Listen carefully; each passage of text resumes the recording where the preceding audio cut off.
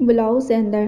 ذوالفقار خان کی بات پر وہ گہری سوچ سے نکلے تھے۔ بھاری آواز میں تحکم سے کہا تو ملازم سر ہلاتا باہر نکل گیا اور اگلے ہی لمحے شہباز خان اپنے بیٹوں سمیت انتہائی کشیدہ تیور اور غضبناک انداز میں اندر داخل ہوا تھا۔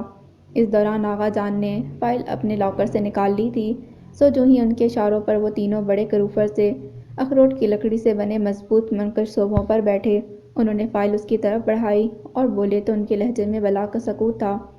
اس سے پہلے کہ تم مجھ سے کوئی سوال کرو، میں چاہتا ہوں تم یہ فائل پڑھو۔ کیا ہے اس میں؟ زمان خان نے اکھڑ پن سے پوچھا۔ اگر پڑھ سکتے ہو تو پڑھ لو، وہ ہنوز پرسکون تھے۔ شہباز خان نے اس دوران فائل تھام لی تھی، کھول کر پڑھنی شروع کی تو چہرے کا رنگ متغیر ہو چلا تھا، جس کے باعث دونوں بیٹے بھی متوجہ ہو گئے۔ کیا لکھا ہے بابا جان؟ یہ کیا بکواس ہے؟ شہباز یکدم بفر کر کھڑا ہوا، ساتھ ہی ان دونوں نے بھی تقلید کی۔ یہ بکواس نہیں، نکاح نامہ ہے زرمین شیرباز کا۔ جواباً آغا جان نہایت رسان سے گویا ہوئے تو زمان اور دلاور کے چہروں کے زاویے بھی بری طرح بگڑ گئے۔ کیا بکتا ہے بڈھے، میں تیری ہڈیاں توڑ دوں گا۔ زمان خان ان پر لپکا تھا۔ اگر دلاور خان اسے روک نہ لیتا تو اس سے بعید نہ تھا کہ اپنی بندوق اتار کر نشانہ باندھ لیتا۔ میں بک نہیں رہا، بلکہ تمہیں حقائق سے آگاہ کر رہا ہوں میرے بچوں۔ یوں بھی اب تم میری ہڈیاں توڑو، کچھ بھی کرو، زرمینے اور اس کی جائیداد تو تمہارے ہاتھ لگنے والی نہیں۔ ان کا لہجہ اب بھی شفیق اور متحمل تھا۔ زمان کی آنکھیں خوف رنگ ہونے لگیں۔ یہ تم نے اچھا نہیں کیا چاچا، وہ میرے زمان کی منگ تھی۔ شہباز خان کے تیور انتہائی معاندانہ ہو رہے تھے، چہرے سے درشتی اور غیظ و غضب نمایاں تھا، تاہم بیٹوں کو چپ رہنے کا اشارہ کیا۔ منگ؟ آغا جان یکدم استہزائیہ ہنس پڑے۔ تمہارے خاندان میں کسی دوسرے کی منگ کو ورغلایا جا سکتا ہے تو پھر یہ حق تم کسی اور کو کیوں نہیں دیتے؟ چاچا، یہ وقت ان باتوں کا نہیں، میں جرگہ بلاؤں گا۔ تم نے میری عزت پر ہاتھ ڈالا ہے، سب کچھ جانتے ہوئے بھی تم نے… خاموش! انتہائی کھردرے لہجے میں انہوں نے یکدم گونجدار آواز میں کہا تو شہباز خان کو چپ ہونا پڑا۔ جو کچھ میں نے کیا، زرمینے کی بھلائی کے لیے کیا۔ تیمور میرا پوتا ہے، میں جانتا ہوں وہ اپنا عہد کس طرح نبھاتا ہے۔ وہ تمہاری طرح دولت کا لالچی اور زرپرست نہیں، مگر وہ ہمارا دشمن ہے۔ تم نے اسے زرمینے کو بیاہ کر اچھا نہیں کیا چاچا، دلاور خان کافی دیر بعد بولا تھا۔ زرمینے جس کا نصیب تھی اس تک پہنچ چکی ہے، تقدیر نے اپنا فیصلہ سنا دیا ہے بچے، اب عافیت اسی میں ہے کہ خدائے بزرگ و برتر کی رضا کے آگے سر جھکا دیا جائے۔ ان کا رخ دلاور خان اور زمان خان کی طرف تھا، جن کی آنکھوں سے شرارے نکل رہے تھے۔ بکواس بند کرو، میں نہ تمہیں زندہ چھوڑوں گا، نہ تیمور علی جاں کو، سب کے ٹکڑے ٹکڑے کر دوں گا۔ زمان خان کے سر پر خون سوار ہو چکا تھا۔ صبر لالا صبر، دلاور بمشکل اسے قابو کر رہا تھا، تاہم دوسری طرف آغا جان اسے نہایت ترہم سے دیکھ رہے تھے، جس کی بے بسی شدید غصے میں ڈھل رہی تھی، چہرے پر تنفر اور انتقام لکھا نظر آ رہا تھا۔ میں جرگہ بلاؤں گا چاچا، تم نے ایک بڑی مصیبت کو آواز دی ہے۔ شہباز خان نے کھولتے ہوئے بیٹے کے کندھے پر بمشکل ہاتھ رکھ کر اسے روکا اور پھر بڑی بے رحمی سے بولا تو آغا جان ہولے سے مسکرا دیے۔ چلو کسی طرح تو تم لوگوں نے خود کو پہچانا۔ ان کا اشارہ مصیبت کہنے کی طرف تھا۔ وہ تینوں بری طرح جھلس گئے تھے۔ یوں ہے تو یوں ہی سہی چاچا، تم نے ہم سے دشمنی مول لی ہے، ہماری لڑکی لی ہے تم نے۔ شہباز خان بری طرح تاؤ کھا رہا تھا اور یہ فیصلہ جرگے میں کر کے وہ آغا جان کو ذلیل کرنا چاہتا تھا۔ یاد کرو، کبھی اسی طرح ایک لڑکی تمہارے خاندان والوں نے بھی چھینی تھی ہم سے، وہ بھی کسی کی منگ تھی، مگر ہم اسی لیے چپ رہے کہ شیرباز کے ساتھ زندگی گزارنے میں اس کی رضا اور اس کی خوشی تھی۔ سو اب اسی طرح تم بھی خاموش رہو، کیونکہ جو کچھ ہوا اس میں 100% زرمینے کی خوشی اور رضا شامل ہے۔ اب چلے جاؤ یہاں سے، آج کے بعد اس طرف کا رخ مت کرنا، میرا تم سے کوئی واسطہ کوئی رشتہ نہیں، اور جس سے تمہارے مطلب کا تعلق جڑا تھا وہ یہاں سے جا چکی ہے۔ جرگے کی دھمکی سے میں ڈرنے والا نہیں، علاقے کا بندہ بندہ جانتا ہے کہ تم کیا چاہتے تھے، سو اب نکل جاؤ میرے گھر سے، یہ دہلیز اب کبھی پار مت کرنا۔ بالآخر وہ غصے اور غضب کی سرحد تک پہنچے تھے۔ زمان خان دلاور خان کے مضبوط بازوؤں میں پڑپڑا رہا تھا، بس چلتا تو سامنے موجود ضعیف وجود کے پر خدشے اڑا دیتا۔ چلا جاتا ہوں چاچا، مگر تم یاد رکھنا تم نے شہباز خان سے ٹکر لی ہے۔ شہباز خان کچھ پست ہو گیا تھا، تاہم ظاہر نہ کرتے ہوئے اپنی ازلی رعونت اور خشونت سے بولا، میں اس بے غیرت لڑکی اور اس کے اغوا کرنے والے کو زندہ زمین میں گاڑ دوں گا، دیکھتا ہوں کہاں بچ کر جاتے ہیں۔ زمان خان گھبرایا، اس لمحے اس کی آنکھیں کسی ایسے بھیڑیے کی طرح چمکی تھیں جس کے سامنے کوئی تازہ اور صحت مند شکار نظر آ رہا ہو۔ اللہ سب کی حفاظت کرنے والا ہے، اس کی رضا رہی تو تم ان دونوں بچوں کا بال بھی بیکا نہ کر سکو گے۔ یہ میرا ایمان ہے اور یہی میری دعا۔ اب جاؤ، مجھے آرام کرنا ہے۔ اس کی دھمکیوں پر وہ بردباری سے بولے، کر لو آرام بزرگوار، زیادہ دن اس سکون سے نہ سو سکو گے۔ جاتے جاتے وہ تل ملا کر دھمکیاں دیتا رہا۔ آغا جان جواباً محض دھیمی سی مسکراہٹ لبوں پر سجائے رہے، مگر جو ہی شہباز خان نے ان کی دہلیز پار کی، وہ بے اختیار سجدے میں جا گرے تھے۔ یا رب العالمین، یا اللہ میرے بچوں کی حفاظت فرما۔ جس تیزی سے کراچی جانے کی تیاریاں ہو رہی تھیں، اسی شدت سے عزیز اور احباب اور ملنے جلنے والوں سے الوداعی ملاقاتیں بھی کی جا رہی تھیں۔ زرمینے کو حیرت ہو رہی تھی کہ اتنے سال یہاں گزارنے کے باوجود وہ لوگ جاتے ہوئے خوش اور پرجوش تھے۔ شاید کئی سالوں سے پروگرام طے تھا، اسی لیے ذہنی طور پر سب تیار اور مسرور تھے۔ اس شام بھی سعادت لالا ان سب کو لے کر گئے ہوئے تھے۔ تیمور آفس سے واپس آ کر ٹی وی کے سامنے بیٹھا، بظاہر تو نیوز سن رہا تھا، مگر ذہن کی پرواز کہیں اور تھی۔ وہ ہمت مجتمع کرتی اس کی داہنی طرف رکھے صوفے کے پاس آ کھڑی ہوئی۔ کیا بات ہے، کچھ کہنا ہے کیا؟ سخت لہجہ ہمت پسپا کرنے کی ساری صلاحیتیں رکھتا تھا۔ زرمینے کی ہتھیلیاں پسینے سے بھیگنے لگیں۔ جی تو پھر کہو، کیا سوچ رہی ہو کھڑی؟ صوفے کی بیک سے پشت لگاتے ہوئے وہ کسی جابر مطلق العنان کی طرح نظر آ رہا تھا۔ جی وہ میں کراچی نہیں جانا چاہتی۔ ذرا سا جملہ بولنے میں مانو اس کی آدھی جان نکل گئی تھی۔ تیمور کی بھویں بری طرح تن گئی تھیں اس بات پر۔ کراچی نہیں جانا تو کیا اپنے تایا کے پاس جانے کا ارادہ ہے؟ طنزی انداز میں کہتے اسے سخت خشمگین نظروں سے گھورا تو زرمینے کی پلکیں جھک گئیں۔ وہ کچھ نہ بول سکی۔ یہاں تمہارے لیے خطرہ ہے، تمہارے تحفظ کے لیے میں یہ درست سمجھتا ہوں کہ تمہیں یہاں سے دور بھیج دیا جائے۔ کچھ دیر وہ بول نہ سکی تو اس نے خشونت سے کہا، مگر آغا جان، میں آغا جان سے اتنا دور نہیں جانا چاہتی۔ دل کی بات کہتے اس کی آنکھیں نم ہو گئی تھیں، لہجہ بھیگنے لگا۔ تیمور قدرے نرم پڑ گیا اس کی حالت پر۔ ہمیشہ وہی نہیں ہوتا جو ہم چاہتے ہیں محترمہ۔ اگر ایسا ہوتا تو زندگی میں سمجھوتا نام کی کوئی چیز نہ ہوتی۔ بہرحال آغا جان نے تمہیں میرے سپرد کیا ہے اور مجھے معلوم ہے کہ مجھے کیا کرنا ہے۔ مجھے بحث و مباحثہ پسند نہیں ہے، اسی لیے بہتر ہے کہ تم اپنا مائنڈ میک اپ کر لو۔ آگے وہی ہوگا جو میں چاہوں گا، انڈرسٹینڈ؟ اس کا قدرے نرم لہجہ تلخی کی آنچ سے یکدم سلگنے لگا تو زرمینے نے بے اختیار اسے دیکھا تھا۔ تو گویا تم مجھے باندھے رکھنا چاہتے ہو؟ تیمور علی جا، مگر کس بنیاد پر، کس حق کے تحت؟ اس کی آنکھوں میں سوال رقم ہو رہے تھے۔ تیمور نے قصداً نظر پھیر لی۔ جاؤ اور جا کر اپنا سامان پیک کر لو۔ زندگی میں بعض موڑ ایسے بھی آتے ہیں جب انسان کو جذبات سے زیادہ حالات کے مطابق فیصلہ کرنا ہوتا ہے۔ آغا جان کو بھی تمہارا تحفظ عزیز ہے، اسی لیے وہ بھی اس فیصلے سے خوش ہیں۔ تم چاہو تو ان سے فون پر بات کر سکتی ہو۔ خشک اور سرد لہجے میں کہتے اس نے اپنا موبائل اس کی طرف بڑھایا تھا، جسے مرتعش انگلیوں سے تھام کر وہ پلٹ آئی تھی۔ دل پر جیسے کسی نے منو بوجھ لاد دیا تھا۔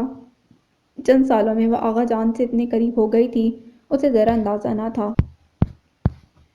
تیز رفتار جیپ کو خطرناک انداز میں بریک لگائے گئے تھے۔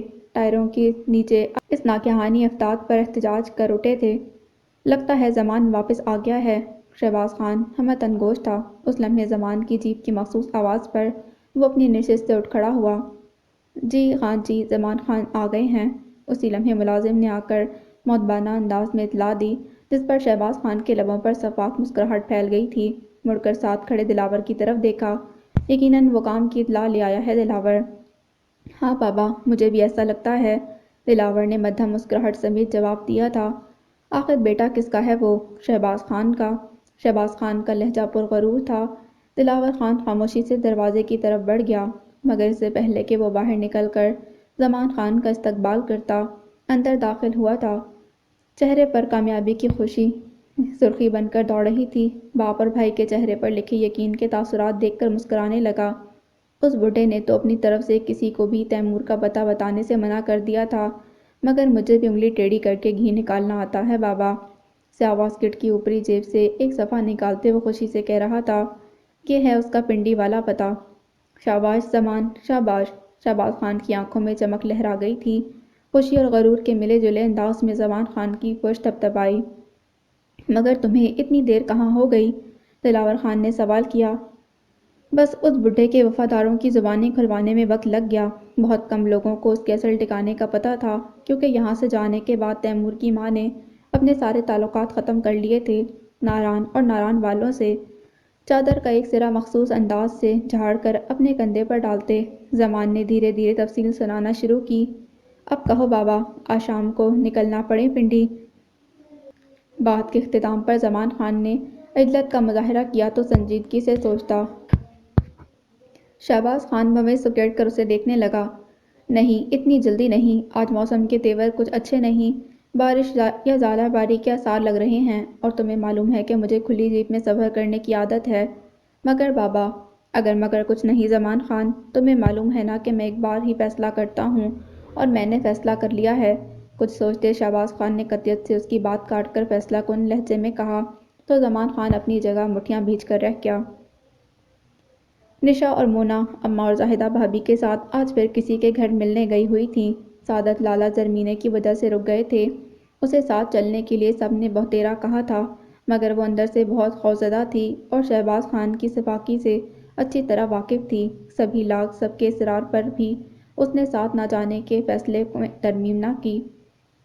دوسری طرف تیمور نے بھی اسے گھر سے نکلنے کے لیے منع کر رکھا تھا۔ ان سب کے ساتھ جانا تیمور کے غضب کو دعوت دینے کے مترادف تھا، سو وہ گھر پر ہی رکی رہی۔ آنے والی زندگی کے سارے راستے نہ صرف پیچیدہ اور گنجلک دکھائی دے رہے تھے، بلکہ ان پر چلنے والے ہمراہی کی بے تنائی اور بیگانگی اسے اندر ہی اندر مایوس اور ہراساں کر گئی تھی۔ تیمور کے گھر والوں کا رویہ بہت مربیانہ اور دوستانہ تھا، مگر وہ جانتی تھی کہ جس دن اس کی اصل سے وہ سب واقف ہوئے، یہ محبت بھری چھاؤں چلچلاتی دھوپ بننے میں ذرا وقت نہ لگائے گی۔ لیکن فی الوقت اس کے پاس اس کے سوا کوئی راستہ بھی نہیں تھا کہ آغا جان نے جس کی پناہ میں اسے دے دیا تھا، وہاں خاموشی اور صبر سے وقت گزارتی رہے۔ نہ جانے کن کن سوچوں نے اس کا حصار کر رکھا تھا۔ تیمور کی گاڑی کے ہارن پر وہ خود میں واپس لوٹی۔ عجیب بات تھی، وہ تیمور سے جتنی خوفزدہ تھی، اتنی ہی اس کے گھر آ جانے سے تقویت کا بھی احساس ہوتا تھا، شاید اس لیے کہ کمزور سہی رشتہ اسی سے تھا۔ لاؤنج سے دونوں بھائیوں کی آوازیں آ رہی تھیں۔ وہ باہر نکلی تو سعادت لالا کہیں جانے کے لیے تیار کھڑے تھے۔ میں ذرا اپنے ایک دوست سے ملنے جا رہا ہوں، واپسی پر ان چاروں کو بھی پک کرنا ہے بیٹا، آپ کو زحمت نہ ہو تو اس سے کھانے کا پوچھ لینا۔ تیمور سے بات کر کے وہ اس کی طرف پلٹے تو اس نے بات سن کر سر اس بات میں ہلا دیا۔ سعادت تیمور سے مزید کچھ کہہ کر چلے گئے تو وہ کچن کی طرف جانے کا سوچنے لگی۔ سمجھ میں نہیں آ رہا تھا کہ اس کے لیے کچھ گرم کر کے لائے یا نہیں، کیونکہ پچھلی بار کی عزت افزائی اسے بھولی نہ تھی۔ ابھی اسی ادھیڑ پن میں تھی کہ تیمور خود کچن کی طرف جاتا نظر آیا۔ کیا کرتی، جی کڑا کر کے خود بھی پیچھے چلی آئی۔ وہ اس وقت فریج میں جھانک رہا تھا، جسے نظر انداز کر کے اس نے آگے بڑھ کر اوون کھولا اور ہاٹ کیس میں رکھا کھانا نکال کر مائکرو ویو اوون میں گرم کرنے رکھ دیا۔ تیمور نے کچھ چونک کر خفگی سے اسے دیکھا، جس پر وہ کچھ سٹپٹا سی گئی تھی۔ یہ میں نے نہیں بنایا، صرف گرم کر رہی ہوں، پلیز کھا لیجیے گا، مونا کی دادی کہہ کر گئی تھیں مجھ سے۔ اپنی گھبراہٹ پر قابو پاتے اس نے جھکے سر سمیت کہا، تو تیمور اس کے مونا کی دادی کہنے پر بھویں سکیڑ کر باہر نکل گیا۔ تھوڑی دیر بعد وہ ٹرے میں کھانا رکھے باہر آئی تو تیمور صوفے پر بیٹھا نہ جانے کس سوچ میں گم تھا۔ چہرے پر سوچوں کی تلخی تاثرات بن کر بکھری ہوئی تھی۔ زرمینے کے قدم کچھ سست پڑ گئے تھے، کیونکہ آہٹ پر چونک کر اس نے جن معاندانہ نظروں سے اسے دیکھا تھا، یہ اندازہ کرنا مشکل نہ تھا کہ سوچوں کا مرکز کون ہے۔ وہ خاموشی سے کھانا رکھ کر پلٹ رہی تھی کہ دروازے کی بیل بج اٹھی۔ مڑ کر سوالیہ نظروں سے اسے دیکھا، جسے نظر انداز کرتا تیمور لاؤنج کے کھلے دروازے سے باہر نکل گیا تھا، جو بھی تھا بہت عجلت میں تھا، جب بھی بیل پر ہاتھ رکھ کر ہٹا نہیں رہا تھا۔ زرمینے کا دل کسی ناگہانی کے احساس سے دھڑک اٹھا۔ بے اختیار قدم دروازے کی طرف بڑھے تھے، مگر اگلے لمحے وہ جیسے اپنی جگہ منجمد ہو گئی تھی۔ سامنے سے آتے تینوں اشخاص اس کی زندگی کے سب سے بڑے دشمن تھے۔ شہباز خان، دلاور خان اور زمان خان کے ساتھ تیمور علی جاں بھی تھا، جس کے چہرے پر پتھریلے تاثرات ماضی کی تلخیوں کے گواہ تھے، اور جس کے ماتھے پر شکنوں کا جال آج کی نفرتوں اور عداوتوں کا گواہ، اور جس کی آنکھیں شدت جذبات سے سرخ ہو رہی تھیں۔ بیٹھنے کو نہیں کہو گے تیمور علی جاں؟ آخر کو ایک ہمارے میزبان ہو تم۔ شہباز خان نے اندر داخل ہوتے ہوئے سفید پڑتی زرمینے کو فاتحانہ نظروں سے دیکھ کر تیمور کو مخاطب کیا، تو وہ شدید غیظ و غضب سے بھرا 2 قدم بڑھا کر اس کے سامنے آ گیا۔ میری دہلیز پر زندہ کھڑے ہو شہباز خان، کیا یہ کافی نہیں؟ لہجہ تھا یا انگارے اگلتا تیر سیدھا مخاطب کے دل میں پیوست ہوا تھا۔ میں یہاں جھگڑا کرنے نہیں آیا تیمور، جا، مجھے میری بھتیجی واپس کر دو بس۔ شہباز خان نے یکدم رعونت بھرے لہجے میں 2 ٹوک کہا تو تیمور کی انگارہ آنکھوں سے جلال ٹپکنے لگا۔ تمہاری بھتیجی میری منقوہہ ہے شہباز خان، اور اب اس کی زندگی میرے اختیار میں ہے، یہ وہیں رہے گی جہاں میں چاہوں گا۔ وہ بولا تو لہجے میں شرارے برس رہے تھے۔ شہباز خان کو جیسے کسی نے للکارا تھا۔ اسی لمحے زمان خان کی اٹھتی بندوق کی نالی کو ایک ہاتھ سے نیچے کرتے وہ ایک دم خوشمگی ہو گیا تھا۔ یہ میرے بیٹے کی منگ تھی، اس سے تم کیسے نکاح کر سکتے ہو؟ جیسے تمہارے بھائی نے میری منگ سے کیا تھا۔ مت بھولو شہباز خان، اس جھگڑے کی ابتدا تمہارے گھر سے ہوئی تھی۔ دوسرے کی منگ پر تسلط جمانے کی روایت تم لوگوں کی ہی ڈالی ہوئی ہے۔ تیمور کا لہجہ آہنی تھا۔ عقب میں کھڑی زمینے کے دل کی دھڑکن دونوں فریقین کے انداز گفتگو سے تھمی جا رہی تھی۔ مگر پری چہرہ نے اپنی خوشی سے شیرباز کے ساتھ نکاح کیا تھا۔ شہباز خان تلملا کر بولا، تو جبر میں نے بھی نہیں کیا ہے تمہاری بھتیجی پر، چاہو تو پوچھ لو۔ بکواس بند کرو تیمور علی جا، میں تمہارے گھر کی اینٹ سے اینٹ بجا دوں گا۔ زمان خان سے اب برداشت نہ ہو سکا۔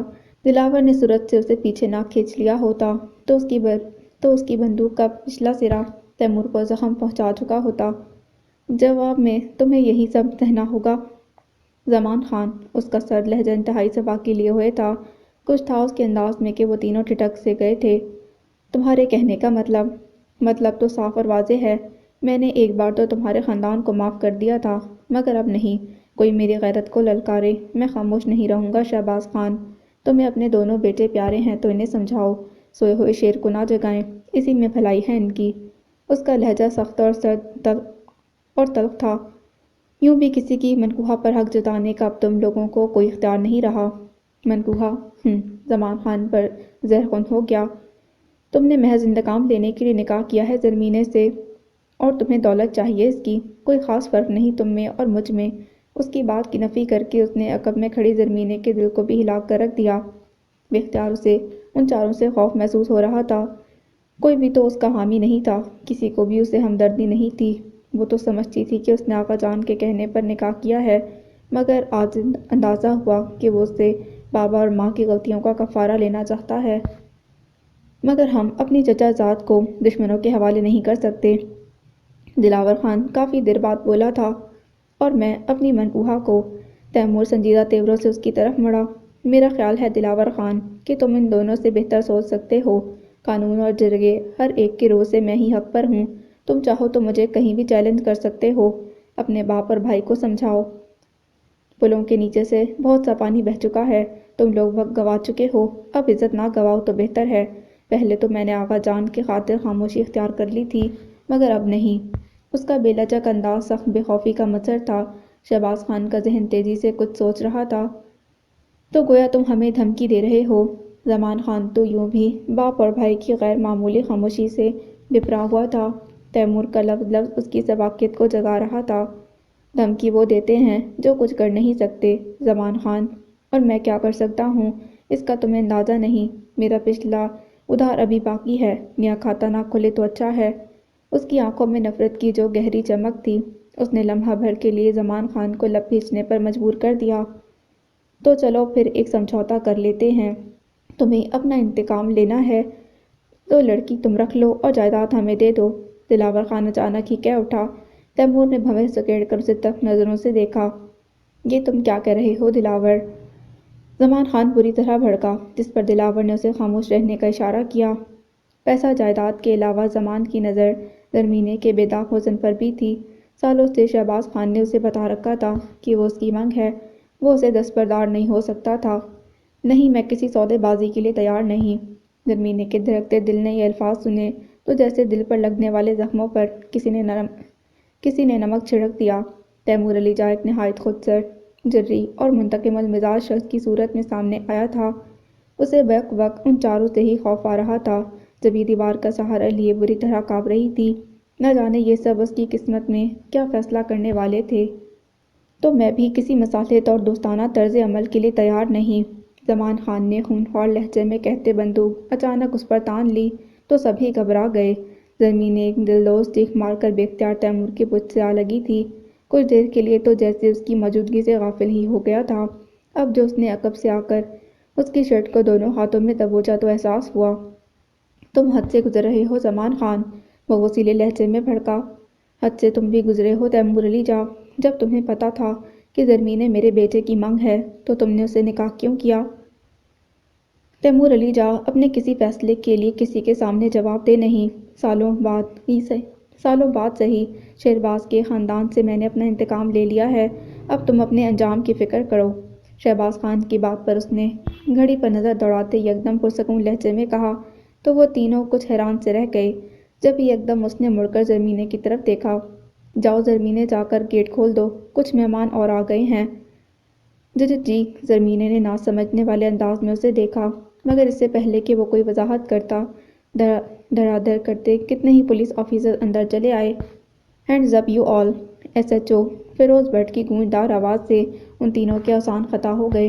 زرمینے ان چند منٹوں میں اس بری طرح بوکھلا چکی تھی کہ بے اختیار ہو کر رونے لگی۔ ٹیک اٹ ایزی، تم اندر جاؤ، تیمور نے مڑ کر قدرے تحکم سے کہا، پھر آفیسر کی طرف مڑا۔ تھینک فیروز، تم وقت پر آ گئے۔ یہ سب کیا ہے تیمور علی؟ شہباز خان سمیت دونوں بیٹے جیسے بھونچکا تھے۔ تینوں کو ایس ایچ او کے اشارے پر ہتھ کڑیاں لگا دی گئی تھیں۔ یہ سب تمہاری کرنی کا پھل ہے شہباز خان۔ جس لمحے تمہیں میرا ایڈریس ملا اس سے پہلے ہی مجھے زمان خان کی بربریت کی داستان سننے کو مل گئی تھی۔ صرف ہمارے وفادار بکاؤ نہیں ہوتے شہباز خان، تمہارے بھی کچھ دوست ہمارے ساتھی بن گئے ہیں۔ بہرحال جب تم گھر سے نکلے مجھے اطلاع مل چکی تھی، اسی لیے گھر واپسی پر میں فیروز بٹ کو انفارم کرتا آیا تھا۔ اپنے مخصوص پرسکون انداز میں وہ اسے ساری تفصیل سنا رہا تھا۔ اب اپنے جتنے کانٹیکٹس چاہو الرٹ کر دینا، تم اس بار بچ کر نہیں نکلو گے شہباز خان، فیروز بٹ نے سلسلہ کلام جوڑتے ہوئے کہا۔ تمہارے اسلحے اور منشیات کے غیر قانونی دھندے کے خلاف بہت ثبوت اور شواہد جمع ہو چکے ہیں، تم اس جال سے نکالنا بہت مشکل ہوگا۔ یہ سب جھوٹ ہے، ہم نے ایسا کچھ نہیں کہا، ہم نے ایسا کچھ نہیں کیا، زمان خان چلا اٹھا۔ اب اپنی صفائی تم کورٹ میں پیش کرنا خان، فی الحال تو سرکاری مہمان بنے چلو۔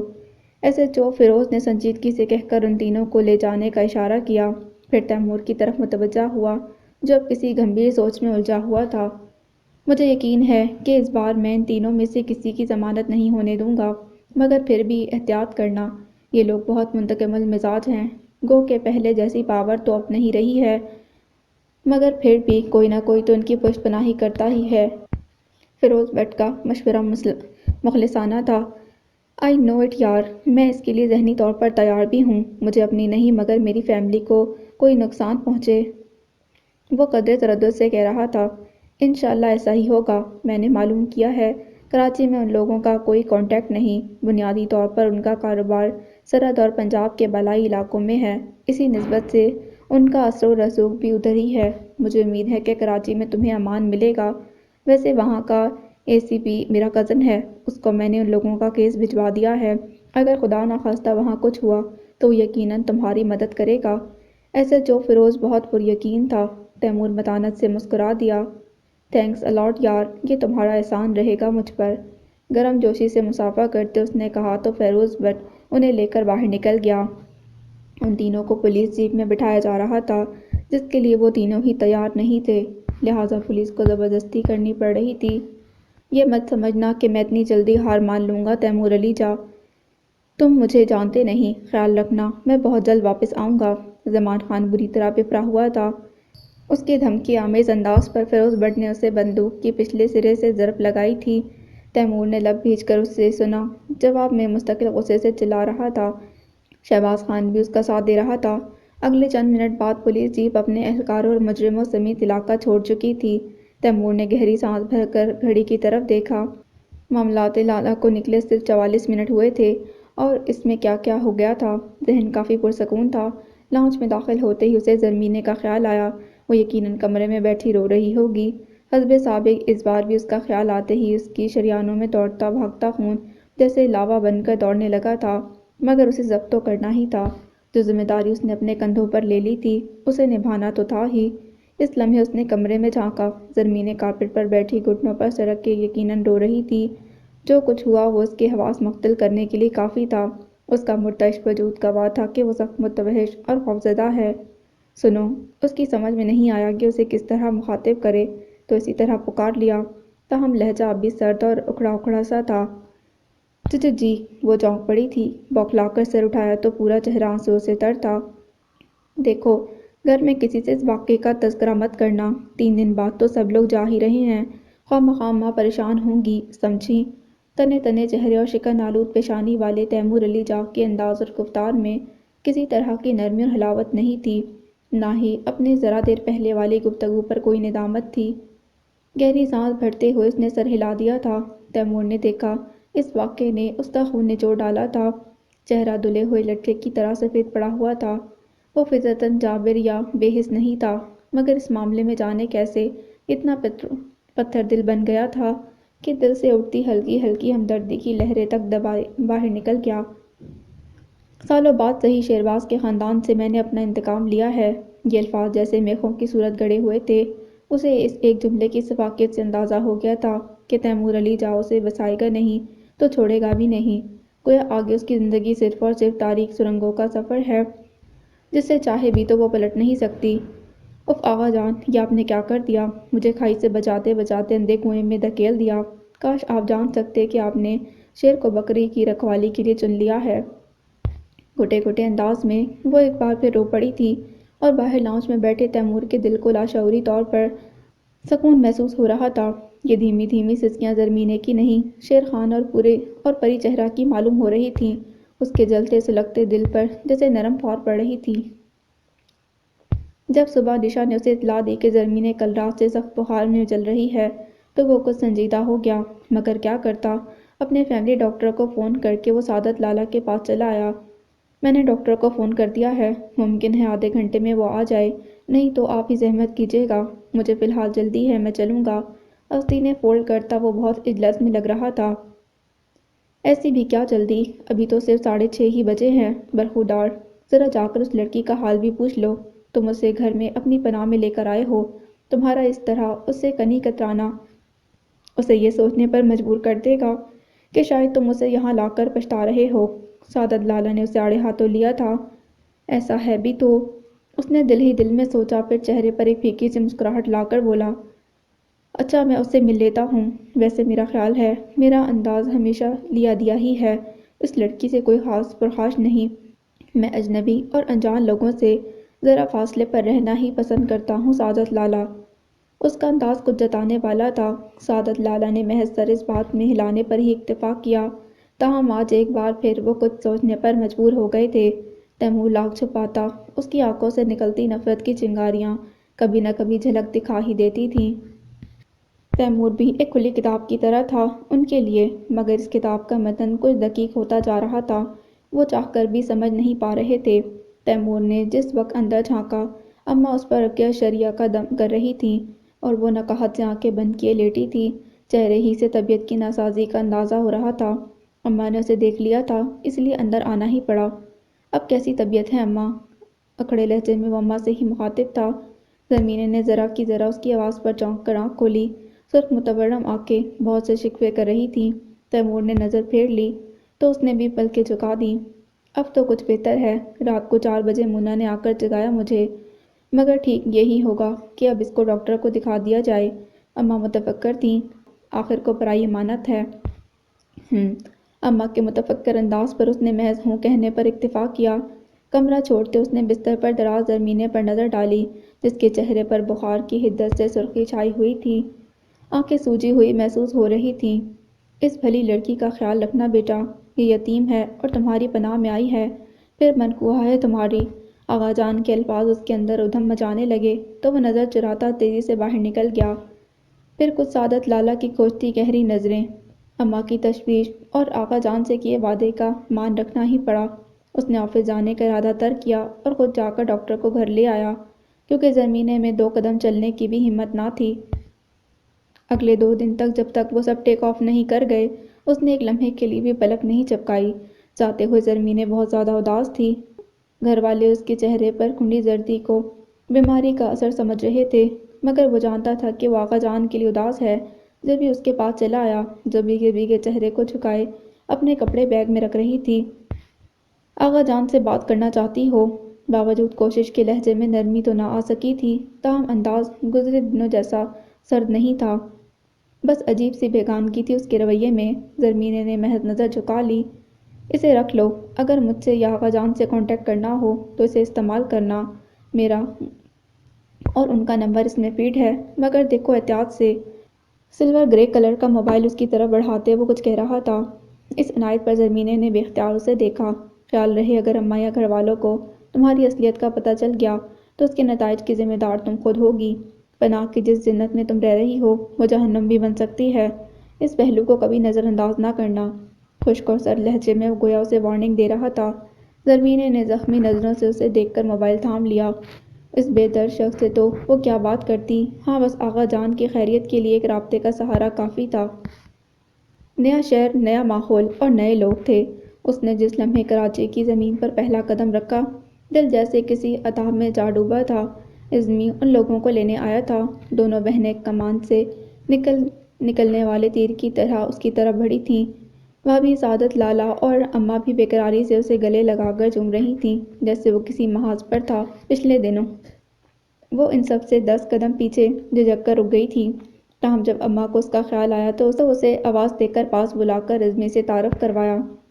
سب لوگ آدھے گھنٹے کی ڈرائیو کے بعد اس بنگلے میں موجود تھے جو اب ان کا نیا مسکن تھا۔ مونا اور نشا تو نہال تھیں، ادھر ادھر خوب گھوم رہی تھیں، ساتھ اسے بھی گھسیٹ رہی تھیں، مگر وہ تھکن کا بہانہ بنا کر لاؤنج میں اماں کے پاس آ بیٹھی تھی۔ رات تک سب نے ہی اپنا نیا سامان ایڈجسٹ کر لیا تھا۔ نشا نے یہاں الگ کمرہ لیا تھا، اسی لیے اس بار مونا کے کمرے میں وہ آسانی سے سیٹ ہو گئی۔ یوں بھی اس کا کون سا ڈھیروں سامان تھا۔ کچن زاہدہ بھابھی نے جلدی جلدی سیٹ کر لیا تھا، اس میں اس نے ہاتھ بٹایا۔ کچن کے باہر مستقل عزمی سے سامنا ہو رہا تھا جس سے وہ نروس ہو رہی تھی۔ اس کے بعد کھانا بھی اسے ہی بنانا پڑا کہ بار بار بھابھی کو کون سی چیزیں کہاں رکھی ہیں پوچھنے کے لیے بلایا جا رہا تھا۔ یوں بھی کچن ایک اچھی پناہ گاہ تھی، پھر کام کرنے میں وقت بھی گزر رہا تھا۔ اسے تو وقت ہی گزارنا تھا، کیونکہ اس موڑ پر جہاں وہ آ گئی تھی وہاں زندگی جینے کی نہیں، صرف وقت بتانے کی خواہش تھی۔ رات کو کھانا کھا کر سب جیسے فارغ ہو گئے تھے، وہ بھی خاموشی سے مونا کے کمرے میں آ گئی، جہاں بستر کی نرماٹیں اس کی منتظر تھیں۔ پورے دن کی تھکان کے بعد سب کو ابھی فرصت ملی تھی، وہ بھی سونے کے لیے لیٹنے والی تھی کہ مونا کو بلانے عزمی چلا آیا۔ ابھی سے سو رہی ہیں؟ ابھی تو 10:30 بجے ہیں۔ ارے بھائی، شہر میں لوگ 1-1 بجے رات تک جاگتے ہیں۔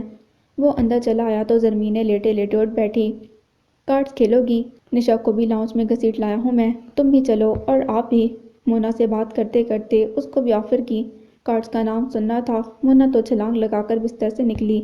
نیکی اور پوچھ پوچھ، اچھا ہے کچھ تھکن ہی اتر جائے گی۔ زرمینے کو اندازہ ہوا وہ کارڈز کھیلنے کی کافی شوقین تھی۔ اسے آمادہ پا کر عزمی نے جب اس کی طرف سوالیہ نظروں سے دیکھا تو وہ کندھے جھکیڑ کر نفی میں سر ہلا گئی۔ معاف کیجیے گا، مجھے کارڈز کھیلنے نہیں آتے۔ صاف جھوٹ بولا۔ نہیں آتے تو کیا ہوا، سیکھا تو جا سکتا ہے، آؤ چلو میں سکھا دوں گی۔ مونا نے تیزی سے اس کا عذر رد کیا تو عزمی نے بھی سو تو ہے والے انداز میں سر ہلایا۔ مونا اسے زبردستی باہر کھینچ لائی، جہاں نشا ہاتھ سے بیزار موڈ میں ان کی منتظر بیٹھی تھی۔ کارڈز کھیلنا اسے آتا تھا، بس ذرا بھول گئی تھی۔ ان لوگوں نے یاد دلایا تو بے دلی سے صحیح کھیلنے لگی، تاہم عزمی کی موجودگی اس کے ذہن پر بار بنی ہوئی تھی۔ کافی دنوں بعد گھر والے آئے تھے۔ عزمی کا موڈ بہت اچھا تھا۔ مونا کے مطابق وہ خاصا ہنسمکھ، ملنسار اور کبھی کبھی غصے میں آ جانے والا لڑکا تھا۔ اس سے مل کر اسے مونا کی بتائی ہوئی اول الذکر خوبیاں تو نظر آ گئی تھیں۔ دوسرے دن شام میں نشا کے سسرال وہ سب رات کے کھانے پر مدعو تھے، البتہ صبح ناشتے اور دوپہر لنچ کا سارا کام اس نے ہی کیا۔ زاہدہ بھابھی نے اسے منع بھی کیا، مگر جیسے کل کا دن مصروفیت میں اور رات تھکان سے اچھی نیند آنے سے گزر گئی تھی، اس نے آج بھی وہی روٹین اپنائی رکھی، تاہم آج مونا اس کے ساتھ لگی رہی تھی۔ ناشتہ ہو یا لنچ، سب اپنے اپنے موڈ کے حساب سے جب اور جو جی چاہتا وہی کھاتے تھے، اسی لیے لوازمات خاصے ہوتے تھے۔ وہ ہمیشہ سے سادہ کھانا کھانے کی عادی تھی، وہ تو آغا جان نے اسے سب سکھا دیا تھا، ورنہ یہاں آ کر کافی مشکل ہو جاتی۔ رات کو سب جا رہے تھے، اسے بھی آفر کی، مگر اس نے منع کر دیا۔ اماں اسے اکیلے چھوڑ کر جانے کے حق میں نہ تھیں، نہ ہی وہ رکنا چاہتی تھی۔ تیمور نے آتے ہوئے اسے سمجھا دیا تھا کہ گھر سے باہر نکلنے کا خیال دل میں لانا چھوڑ دے۔ اب تو خود بھی رغبت نہ رہی تھی۔ عزمی دوستوں کے ساتھ پکنک پر گیا ہوا تھا، تاہم پھر یہ فیصلہ ہوا کہ گھر کو باہر سے تالا لگا کر وہ سب چلے جائیں گے، کیونکہ سسرال کا معاملہ ہے، اماں کا جانا بھی ضروری ہے۔ فکر نہ کرو، ہم جلدی آ جائیں گے، اماں نے جاتے جاتے اسے تسلی دی تھی۔ وہ محض سر ہلا کر رہ گئی۔ پہلی بار اکیلے رہنے کا تجربہ ہو رہا تھا، وہ کچھ گھبرائی ہوئی تھی۔ پھر گھر کے کاموں میں دل لگانے لگی۔ نشا اور مونا کے کپڑے الماریوں میں سیٹ کرنے میں اسے وقت گزرنے کا پتہ ہی نہ چلا۔ فون کی بیل بجی تو چونکی۔ خالی گھر میں آواز بہت گونج رہی تھی۔ اس کی سمجھ میں نہیں آ رہا تھا کہ کیا کرے، ریسیو کرے کہ نہیں۔ دل ڈر رہا تھا کہ کہیں یہ فون شہباز خان کا تو نہیں، مگر جو بھی تھا اسے فون ریسیو کرنا ہی پڑا۔ دوسری طرف تیمور تھا۔ اس کی آواز سن کر ایک لمحے کو وہ جیسے ہل گئی تھی، جبکہ وہ سخت غصے میں لگ رہا تھا۔ شاید اس کی آواز سننے کی امید نہ تھی۔ کیا ہو گیا؟ سب گھر والے کہاں ہیں جو تم نے فون اٹھا لیا ہے؟ آواز پہچانتے ہی اس نے ڈانٹا۔ زرمینے کے دل پر جیسے ضرب سی پڑی۔ سب نشا باجی کے سسرال گئے ہیں، آہستگی سے کہا۔ نشا بھی حیرت اور بے یقینی سے کہہ اٹھا تھا، جی، یہ پورے گھر کو ہو کیا گیا ہے؟ اماں نے بھی منع نہیں کیا اسے لے گئیں، اور سعادت لالا بھی۔ وہ کچھ زیادہ ہی غصے میں آ گیا تھا۔ ان کی ہونے والی ساس نے بطور خاص کہا تھا، اس لیے گھر والوں کو ماننا ہی پڑا۔ اس کے انداز میں حسرت پنہاں تھی۔ شادی اتنے مان سے بھی ہوتی ہیں، رشتے اتنی چاہ سے بھی نبھائے جاتے ہیں۔ اسے یہاں آ کر پتہ چلا تھا۔ عزمی بھی گیا ہے، تم اکیلی ہو گھر پر؟ اس کے لہجے سے کچھ پا کر اس نے چنچلائے ہوئے لہجے میں پوچھا۔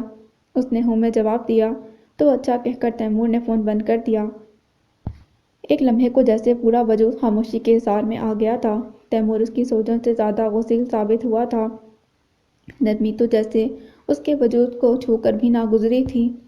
نہ چاہتے ہوئے بھی اس کی آنکھیں بھیگنے لگیں۔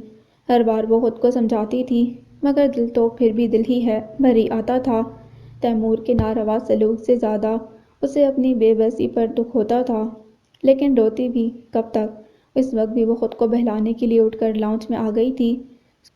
صبح سے اماں نے کشن کور نکال رکھے تھے، نشا مونا میں سے کسی نے ہاتھ تک نہ لگایا تھا۔ اس نے سوچا وہی یہ کام نپٹا دے، کم از کم کچھ وقت تو گزرے گا۔ ابھی غلاف ہاتھ میں اٹھایا ہی تھا کہ دروازہ کھلنے کی آواز پر وہ چونک اٹھی۔ اتنی جلدی سب آ گئے تھے، اسے حیرانی سی ہوئی۔ السلام علیکم، عزمی نے اندر داخل ہوتے ہوئے اس کی حیرت کو ختم کیا۔ وہ خود میں سمٹ کر ایک طرف بیٹھ گئی۔ سلام کا جواب دینے میں بندے کا اپنا فائدہ ہوتا ہے میڈم، ثواب بھی ملتا ہے اور تعلقات بھی بہتر ہوتے ہیں۔ اس نے جاگرس کے تسمے کھولتے ایک نظر اس کے جھکے سر پر ڈالی۔ وہ شرمندگی کے باعث مزید سر جھکا گئی۔ وہ جیب سے گئی۔ کھانا کھایا کہ نہیں؟ پھر سوال ہوا۔ نہیں۔ تو چلو ساتھ ہی کھا لیتے ہیں، بہت زور کی بھوک لگی ہے۔ گھر میں تو دوپہر کا آلو گوشت اور پلاؤ رکھا ہوا تھا، اس نے گرم کر کے روٹیاں ڈال لیں۔ پڑھتی ہو یا پڑھ چکی ہو؟ کھانا میز پر رکھتے ہی عزمی بھی آ بیٹھا تھا۔ وہ اس کی جھجک محسوس تو کر رہا تھا، مگر نظر انداز کرتے ہوئے بے تکلفی سے سوال کر ڈالا تو وہ بھی بیٹھ گئی۔ جی، انٹر کیا ہے؟ اوہ، تو گویا میٹرک کر لیا ہے تم نے، میں تو سمجھا تھا ابھی مڈل تک ہی پہنچی ہوگی تم۔ ہاتھ روک کر بے اختیارانہ تبصرہ کیا تھا۔ وہ سمجھی نہیں کہ مذاق کر رہا ہے یا سنجیدہ ہے، سو خاموش ہی رہی۔ آگے پڑھنے کا ارادہ ہے؟ کچھ دیر بعد پھر سوال ہوا تھا۔ وہ سوچ میں پڑ گئی۔ اس کے ارادے، اس کی مرضی اور اس کی خواہش توقع تو تین بولوں کے عوض تیمور علی جان کی رضا سے بن گئی تھی۔ اب اس بارے میں سوچنے کا اختیار ہی کہاں رہا تھا۔ غالباً تم اپنے حالات کی وجہ سے کچھ سوچنا نہیں چاہ رہی۔ اس کی پرسوچ آنکھوں میں دیکھتے عزمی نے تجزیہ کیا تو وہ محض سر ہلا کر رہ گئی۔ چلو ریگولر نہ سہی، پرائیویٹ ہی پڑھ لو، اپنے پیروں پر کھڑا ہونا ہے تو تمہیں کچھ نہ کچھ تو کرنا ہی ہوگا لڑکی۔ بائے دی وے تمہارا نام کیا ہے؟ سوری بھول گیا۔ زرمینے زری تو زرمینے، کبھی سوچا ہے اپنے فیوچر کے بارے میں یا نہیں؟ اگر نہیں تو اب سوچو، زندگی انسان کو ایک بار ملتی ہے، مانا کہ جائیداد تمہارے پاس بہت ہے، مگر اتنے ہی دشمن بھی۔ پھر تم ہو بھی تو کم عمر اور ناتجربہ کار۔ تعلیم حاصل کرو، علم انسان میں اچھے برے کی تمیز اور اعتماد پیدا کرتا ہے۔ اپنے لیے دنیا سے لڑنے کا حوصلہ اور نامساعد حالات کا مقابلہ کرنے کی جرأت بھی انسان کو علم سے ہی حاصل ہوتی ہے۔ جب انسان دوسروں کے حقوق اور اپنے فرائض پہچان لے تو سمجھو یہی اس کی کامیابی ہے۔ اینی وے، لیکچر ذرا لمبا ہو گیا، چلو کھانا شروع کرو۔ باتیں کھانا کھانے کے دوران بھی کی جا سکتی ہیں، یا پھر تم ایک وقت میں صرف ایک ہی کام کر سکتی ہو؟ قدر سنجیدگی سے کہتے وہ ہلکے پھلکے لہجے میں پوچھنے لگا تو بے اختیار اس نے نفی میں سر ہلا دیا۔ نہیں، ضرور پڑھنا چاہیے، کیونکہ بولنے کے لیے خیالات اور الفاظ دونوں ضروری ہوتے ہیں، اور لگتا ہے تمہارے پاس دونوں کی ہی قلت ہے۔ علم الفاظ اور خیالات دونوں کی کھیتی اگاتا ہے دماغ میں۔ ویسے دماغ تو ہے نا تمہارے پاس؟ کہہ کر وہ خود ہی ہنس پڑا تھا۔ وہ شرمندگی سے نظر جھکا گئی۔ مذاق اڑانے اور مذاق کرنے کے فرق کو سمجھا کرو، اس سے تعلقات میں استحکام پیدا ہوتا ہے۔ گھوم پھر کر وہ پھر تعلقات پر آ گیا تھا۔ اس نے جلدی جلدی چلنے والے لے کر کھانے کا اختتام کیا اور اٹھ کھڑی ہوئی تو عزمی کو احساس ہوا اس نے آج کچھ زیادہ ہی سنا ڈالی ہیں اسے، سو خود بھی کھانے سے ہاتھ کھینچ لیا۔ زرمین برتن سمیٹنے لگی۔ عزمی نے بغور دیکھا۔ وہ جتنی خوبصورت تھی اتنی ہی سادہ اور معصوم بھی لگ رہی تھی، مگر جو چیز اس کے چہرے اور آنکھوں سے مترشح تھی وہ تھا بے تحاشا خوف اور ہراس۔ ذرا سی بھی اس کی نظروں سے جھلکتی تھی۔ دشمنوں کے خوف نے اسے عدم اعتماد اور عدم تحفظ کا شکار بنا دیا ہے۔ عزمی نے دل ہی دل میں تجزیہ کیا اور باہر نکل گیا۔ کتنی دیر بعد اسے سکون کی سانس آئی تھی۔ عزمی کے جاتے ہی اس نے دیوار سے کمر ٹکا کر کئی گہرے گہرے سانس لے ڈالے۔ تیمور کے کڑوے اور قہرمانی رویے کے برعکس گھر میں سب کا سلوک اس کے ساتھ بہت ہی مہربان تھا۔ حد تک عزمی کے لہجے کی نرمی اور دوستانہ نظروں نے اس کے دل میں ایک جگہ سی بنا لی تھی۔ پھر بھی وہ خوفزدہ تھی۔ تیمور علی جاگ کا رویہ سچائیوں سے واقفیت کی بنا پر اپنی اصل شکل میں سامنے آیا تھا، جبکہ یہاں سب لوگ حقیقت کی اس برہنہ تلوار سے ناواقف اور انجان تھے جو ہر لمحہ اس کے سر پر لٹکتی رہتی تھی۔ محبت بھرے چہروں کو نفرت کے انگاروں سے سلگتے دیکھنے کا خوف اسے زیادہ سہمائے ہوئے تھا۔ یہی وجہ تھی کہ وہ کھل کر کسی سے بات نہ کر پاتی تھی۔ پھر ان سب کی واپسی تک وہ قصداً کچن میں مصروف رہی۔ عزمی کے کہنے پر اسے ایک کپ چائے بنا کر دی اور پھر کچن میں آ کر چیزیں ترتیب سے رکھنے لگی۔ اگلے 2 گھنٹوں میں وہ لوگ بھی واپس آ گئے تھے۔ منا سے اسے پتہ چلا تیمور اسے اس طرح اکیلے چھوڑ جانے پر خاصا ناراض ہوا تھا۔ خاص طور پر نشا کو اس نے فون پر خوب سنائی تھی۔ یہی وجہ تھی کہ اس کا موڈ کچھ اور سا تھا۔ زرمینے کی ہمت نہ ہوئی کہ پھر اس سے بات کرتی۔ خاموشی سے کمرے میں آ کر سو گئی۔ ان فیکٹ چاچو نے کبھی مجھ سے اتنے سخت لہجے میں بات نہیں کی، مگر پتہ نہیں کل ان کو کیا ہو گیا تھا۔ ویسے ان کے غصے سے اندازہ ہو رہا تھا ان کو تمہاری بہت فکر ہے۔ صبح ناشتے کی ٹیبل پر نشا خود ہی اسے بتا رہی تھی۔ اس کے حلق میں جیسے کچھ اٹکنے لگا تھا۔ بات بدلنے کو بولی، ویسے آپ کو کل مزہ تو آیا نا وہاں؟ سوال ہی ایسا تھا۔ نشا کے چہرے پر سرخی اور مسرت جھلکنے لگی۔ آف کورس یار، فراز بھی تو تھے گھر میں۔ اصل میں میری سسرال کافی ماڈرن ہے۔ ان کے ہاں منگنی کے بعد ملنا ملانا اتنا برا نہیں سمجھا جاتا۔ ہماری طرح پرانی روایتوں کی زنجیریں نہیں ڈال رکھی ان لوگوں نے پیروں میں۔ مجھے تو چاچو پر حیرت ہوتی ہے، اتنے عرصے فورن رہ کر آنے کے باوجود ان کی سوچ ابھی تک ٹپیکل ہے۔ اب دیکھو نا کل کتنا خفا ہوئے وہ میرے اپنے سسرال جانے پر۔ جس بیچارے کی ان سے شادی ہوگی نا، اسے تو وہ سیل بند پیکنگ میں رکھا کریں گے دیکھنا۔ اپنے خاص انداز میں کہتے اس نے تبصرہ کیا۔ زرمینے کی بلکہ آپ ہی آپ بوجھل ہو گئی۔ دھیرے دھیرے وہ سیٹ ہونے لگی تھی کہ اس ویکنڈ پر تیمور اچانک چلا آیا۔ ابھی تک اس کا غصہ نہیں اترا تھا۔